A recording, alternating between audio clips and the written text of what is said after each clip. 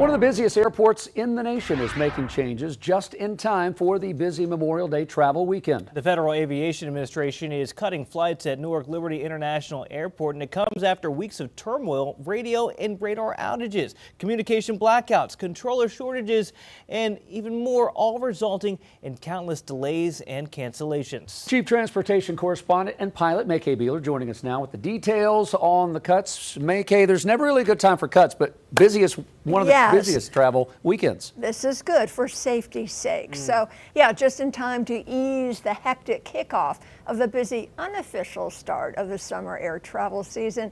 The FAA, is limiting the number of flights at Newark Liberty International Airport. So we all know in recent weeks, a whistleblower said that the airport was not safe to fly in and out of because of the aging air traffic control system, failing equipment, runway construction, too few controllers, struggling to handle too many jets. Airline CEOs agree that there were too many flights really for safe operations, and now the FAA has taken action effective immediately. So according to the agency, airport operations will cut back to only 28 aircraft arrivals and 28 departures per hour.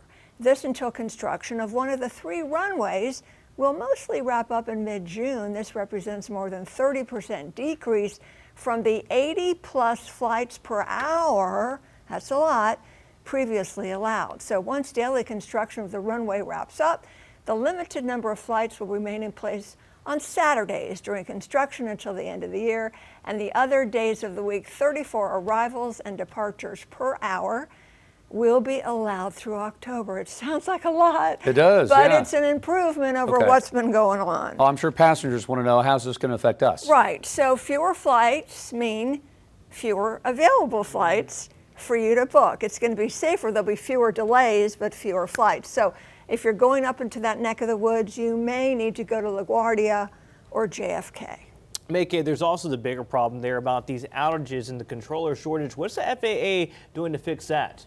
So if the money is appropriated, lots have changed, but mostly the Philadelphia TRACON controls that airspace. They've had these old copper wires that have had problems with telecommunications. They're going to replace those with fiber optic technology. They're going to get a backup radar and increase ATC staffing. More improvements are underway nationwide if that big, beautiful bill goes through. Yeah, because there's like $13 billion in that package that has to do with ATC, and it may cost more than that, but we need to get started. It's going to start somewhere. Cost lots of billions, according to Sean Duffy. All right, again, our Chief Transportation Correspondent, May K. Beeler, again, passing the House just moments ago, so we'll see what happens with that tax bill.